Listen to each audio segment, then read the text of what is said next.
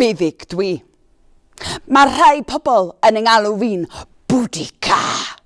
Pobl eraill yn deud mai y Boadicea ydw i. Ac ro'n i'n byw 2000 o flynyddoedd yn ôl. Bryd hynny, do na ddim Cymru, Lloegr, yr Alban. Roedd Prydain yn un wlad fawr.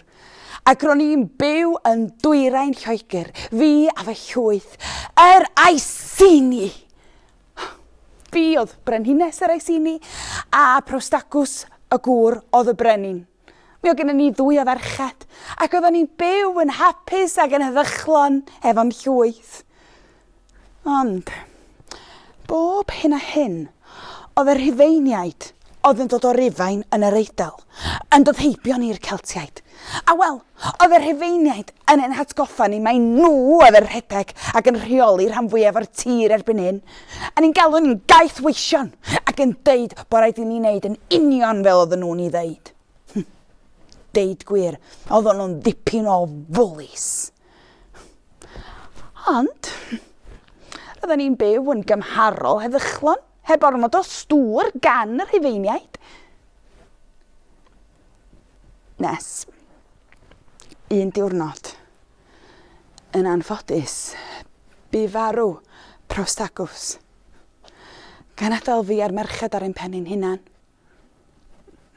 Ac ein bod ni'n drist iawn, oedden ni hefyd yn teimlo'n lwcus ac yn ddiogel, achos roedd Prostacws wedi meddwl amdano ni. Ac wedi deud i fod o'n gadael hanner tir yr Iceni i fi a'r merched, a'r hanner arall i Nero y merawdwr Rhufain. Ond wyddoch chi be? Oedd Nero a'r Rhufeiniaid isio'r tir i gyd. A beneithon nhw pan wrthodais i. Gorchmynodd Nero i fi a'n merched gael ein clymu a'n chwipio, ein cywilyddio. O'n i'n gandrell. Ond, oedd rhaid i mi ddisgwyl am yng nghyfla i ddial. Yn y cyfamser, mae'n stori ni'n gadael tir yr Iceni ac yn mynd i le o'r enw Mona. Neu Ynys Môn, fel sa chi'n ei ddeud heddiw yma. Yn Mona, roedd y derwyddon yn byw. Ac roedden nhw'n teimlo just fel o'n i am y Rhufeiniaid yma, yn fod o'n brwydro ni herbyn nhw efo bob awns o egni oedd ganddyn nhw. Ac tro yma, nath y derwyddon greu gymaint o draffath i'r Rhufeiniaid. Nath Rhufain benderfynu gyrru byddin fawr o'i prif ddinas Prydeinig Camolodunum i Mona i sortio'r derwyddon yma allan unwaith ac am byth. A gan bod na filoedd o filwyr wedi gadael Camolodunum am Ynys Môn, o hynny'n golygu bod na ddim llawer ar ôl ym mhrif ddinas y Rhufeiniaid. Doedd na'm lot yna i'w gwarchod hi. Felly, dyma oedd yr amser perffaith i fi ddial ar y Rhufeiniaid ac ymosod ar Camolodunum a cychwyn gwrthryfel. Ac o pobl yn cytuno fo fi. Nath yna lwyth arall o Geltiaid yn muno fo ni, a llwyth arall, a llwyth arall. Ni oedd y Celtiaid, oedden ni'n barod am waed Rhufeinig. Cwbl oedden ni angen oedd arweinydd. A fi gafodd y newis. Ges i gerbyd rhyfal anhygoel wyddoch chi. Do, a digon o le arno fo i'n merched sefyll bob yn ochr i fi. Ni'n tair o ferched yn arwain ein pobl i ryfel. Ond, cyn i ni'r Celtiaid fynd i ryfel, mi oedden ni angen nerth i frwydro. Mi oedden ni angen galw ar y ddiwyes Andraste. Ac ar ôl i ni addoli Andraste, roedd yn rhaid i ni ddarganfod pwy fydda'n ennill y frwydr. A'r ffordd oedden ni'n gwneud hynny, o drwy ddal sgwarnog a'i adael yn rhydd. Helo, sgwarnog! Os oedd y sgwarnog yn mynd i'r chwith, mi fydda ni'r Celtiaid yn ennill y frwydr. Ond os fydda'r sgwarnog yn mynd i'r dde, mi fydda'r Celtiaid yn colli. Ie, sgwarnog? Ti'n barod?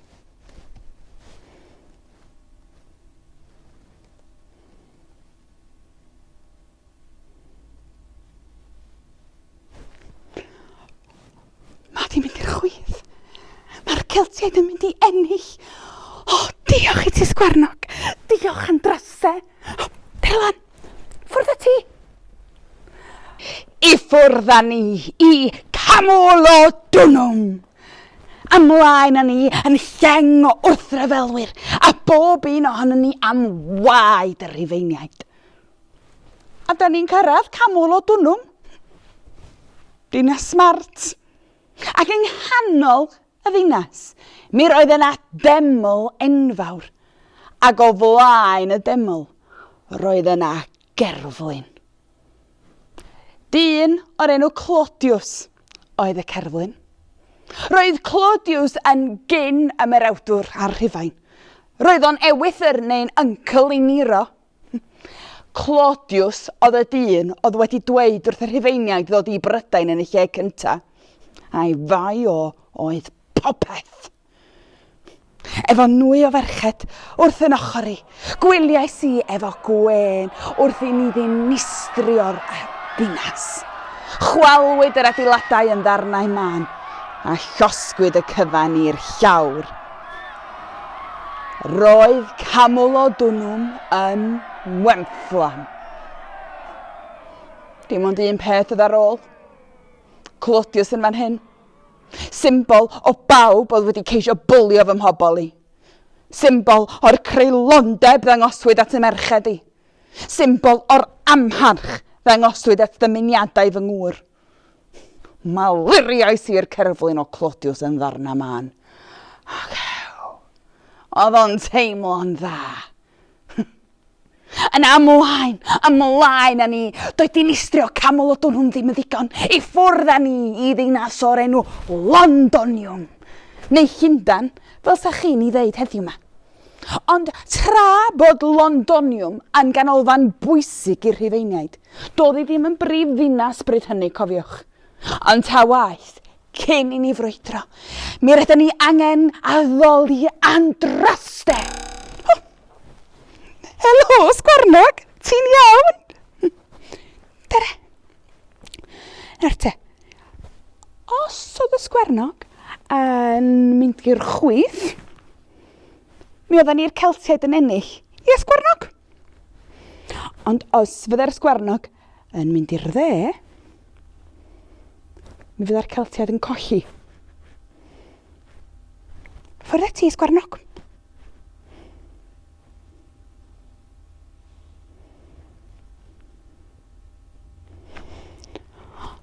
Ni'n mynd i'r chwith. Da ni'n mynd i ennill eto. Diolch i ti, sgwarnog. Diolch i chi yn draste. Na ti, ffwrdd â ti. I ffwrdd â ni i Londonium. Ond byddwch chi be ddigwyddodd tro yma? Cyn i ni'r Celtiaid hyd yn oed gyrraedd Londonium, daeth negas wrth y Rhufeiniaid oedd yn byw yno, iddyn nhw ddianc, rhedag i ffwrdd, mynd i le saff, yn hytrach na aros i'n gwynebu ni'r Celtiaid. Be fedra i ddeud? Yn amlwg roedd y Rhufeiniaid yn ormod o gachgwn i'n gwynebu ni. A fel am a bolis de, pan da chi'n sefyll i fyny wrthyn nhw. Dinistriwyd Londonium yn llwyr. Roedd hon yn fuddugoliaeth arall i ni'r Celtiaid. Ni mor hapus. Oedd o'n teimlo fel yn bod ni wedi cael cyntaf yn yr Eisteddfod Genedlaethol. A sut oedden ni'n ddathlu? Wel, drwy gael parti, siŵr. Rwan, doedd partis ni'r Celtiaid ddim yn debyg iawn i'ch partis chi. Mi fyddan ni yn yfad medd a mi fysa yna fochyn mawr yn rhostio dros danllwyth o dan a mi o'na ddawnsio a canu a chwerthin am oriau. ond oedd hwn yn barti arbennig iawn. Felly nath o ni ddathlu am wythnos. Wythnos gyfan o barti! Ond, wel, wrth edrych nôl ar bethau, falla bod cael parti am wythnos gyfan pan bod ni dal yng nghanol rhyfel, di bod fymryn bach yn wirion. Achos da chi'n gweld, roddodd yr wythnos na amser i'r Rhufeiniaid. Amser iddyn nhw gynllwynio a thrafod a cynllunio. Amser iddyn nhw yrru negesydd yr holl ffordd i'r Fyddin Fawr yn Mona. Cyrhaeddodd y negesydd ac egluro i'r Fyddin Fawr bod Camolodunum ac Londonium wedi dinistrio'n llwyr. Mi roedd rhaid iddyn nhw ddychwelyd yn syth at weddill y Rhufeiniaid. Ond doedd hyn ddim cyn i'r Fyddin Fawr ddinistrio popeth yn Mona a lladd rhan fwyaf o dderwyddon Ynys Môn. Roedd hon yn fuddugoliaeth i'r Rhufeiniaid. Oedden ni bron iawn a medru clywed y Rhufeiniaid yn dod tuag ato ni. Mi oedden ni'n barod amdanyn nhw. A da chi'n gwybod be? Do'n ni'm yn poeni gormod. Na. Achos erbyn hyn, am bob un milwr Rhufeinig, mi oedd yna 6 Celt. Ia, 6 Celt yn erbyn bob un Rhufeiniwr. Sut yn y byd oedden nhw'n mynd i'n trechu ni? Helo, Sgwarnog. Nawr te. Os fydde'r Sgwarnog yn mynd i'r chwith, da ni'r Celtiaid yn ennill. Ond os ydy'r Sgwarnog yn mynd i'r dde, mi fydd y Celtiaid yn colli. Ie, Sgwarnog? Pan ti'n barod, Sgwarnog?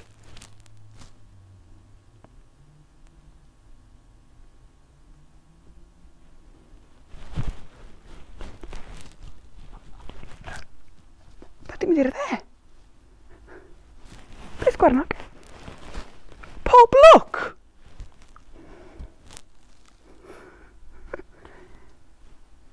Diolch i ti, Sgwarnog.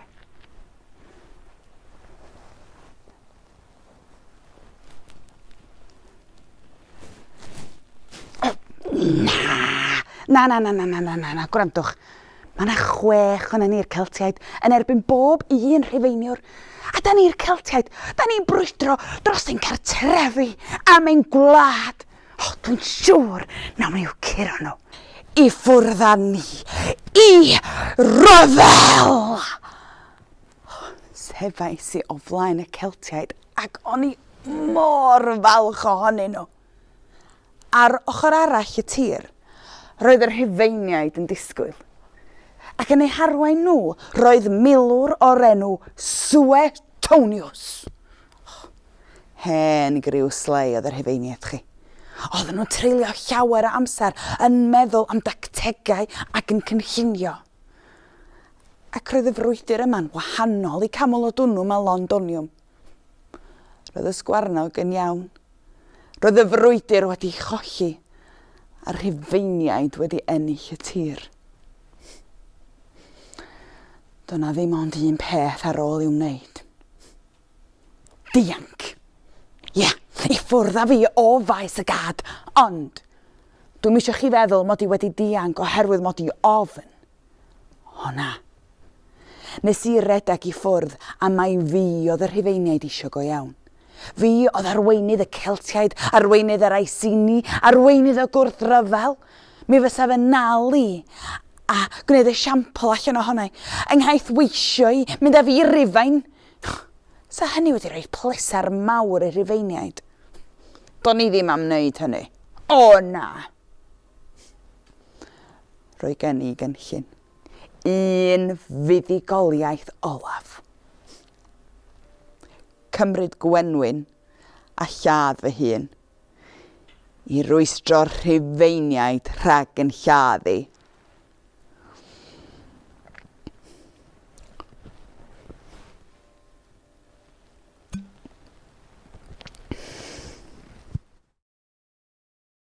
Dyna oedd yn niwaddu. Ond eto, dros 2,000 o flynyddoedd, ers pan o'n i'n byw, mae pobl di deud yn stori fi, wedi rhannu fy hanes i, ac wedi cofio fy enw i. A mi ydych chi'n clywed yn enw fi'n amlach na ydych chi'n sylweddoli, achos mae'n enw fi yn gysylltiedig efo brwydr. Buddugoliaeth. Buddugoliaeth. Felly, tro nesaf fydd tîm rygbi Cymru yn ennill gêm, neu'r parti cydadrodd yn ennill yn yr Eisteddfod, newch chi glywed y gair buddugoliaeth. Meddyliwch amdana i. Buddig.